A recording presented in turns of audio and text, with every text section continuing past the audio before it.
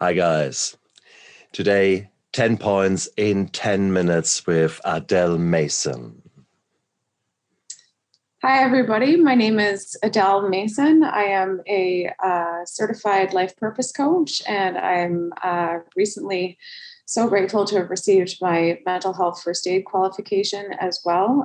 But probably the most important thing about me is that I'm just about to celebrate 3 years sober from alcohol. I almost died from my addiction. By the end, I was drinking as much mouthwash as I was drinking alcohol from the liquor store. It was a terrible battle that I almost lost, but I lived to tell the tale, and I live to be here with you to share some of what I wish my younger self understood, and what I would like anybody who is struggling now or is struggling again to know about addiction. The first is that addiction is definitely a disease. It is not a character flaw. It is not a moral failing. It is not a weakness. It's not a choice. We choose at the beginning. We do not choose at the end. It is absolutely a disease. You are sick, and there's no shame in being sick. None.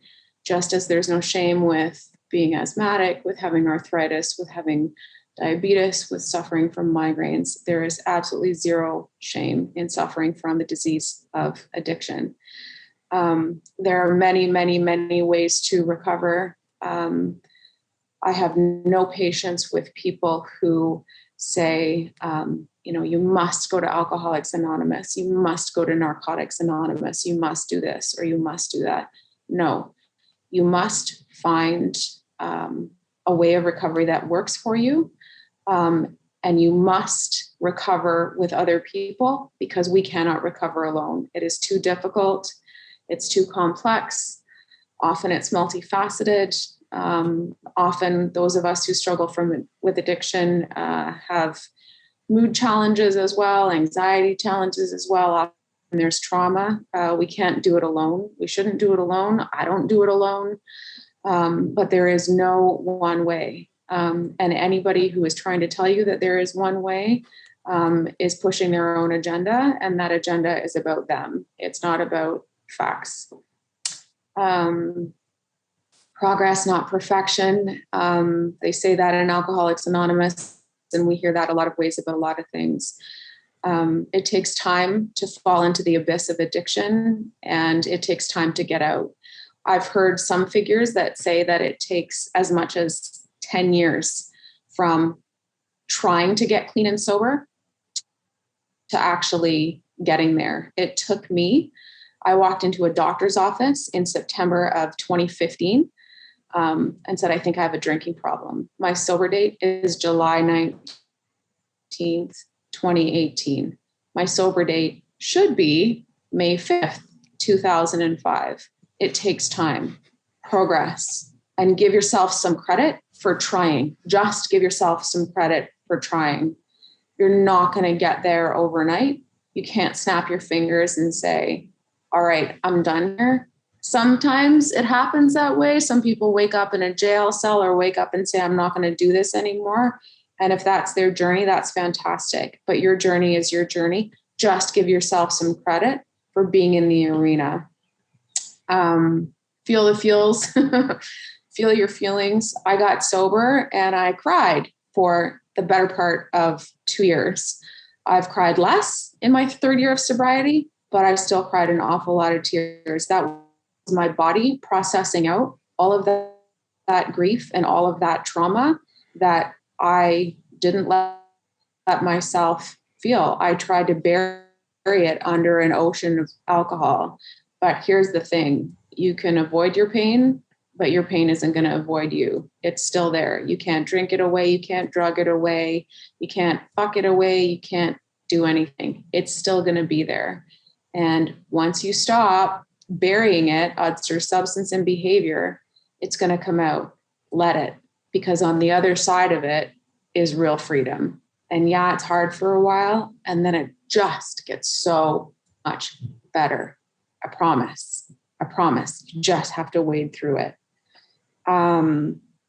Being sick is not your fault. Being sick is never your fault, but getting better is your responsibility.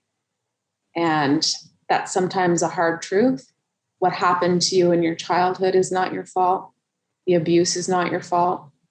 The things that traumatized you are not your fault, but healing from them is your responsibility. And you have to meet that responsibility for your own sake and for the sake of the people around you who love you.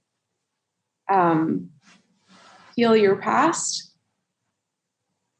but look back, but don't stare, because you have a present to live in and a future to look forward to. And I'm a coach, and that's what we do in coaching. We look forward to the future. We build a bridge to the future, and we get there through action steps. Remember that your future is what you're aiming towards. Don't let the past define you. Make amends, and we have to apologize. As that line in The Great Gatsby, we smash up things and people in our addiction, and we should make amends for those things. We should pay back the debts we owe. We should replace the things that we've broken. We should apologize, but don't crawl before anyone. All you can do is own what you did and apologize. Don't grovel. Don't beg. Keep your dignity. All you can do is apologize and own it, and then stand in the power of the new life and recovery that you have. That's all. If people want to continue to blame you and choose not to forgive you, that's on them. You've done all that anybody can ask of you, and all that you can ask of yourself. And I guess the final thing I would want to say, above all else, is that love wins. We heal and regulate in the presence of safe and caring others. We are wired for connection. We are wired for belonging. A la the work of Dr. Stephen Porges, our brains regulate in the presence of safe and caring others. Find your tribe, find your safe and caring others, find your special people, and be around the people who make you feel like your highest and best self. You will stay sober if you find those people.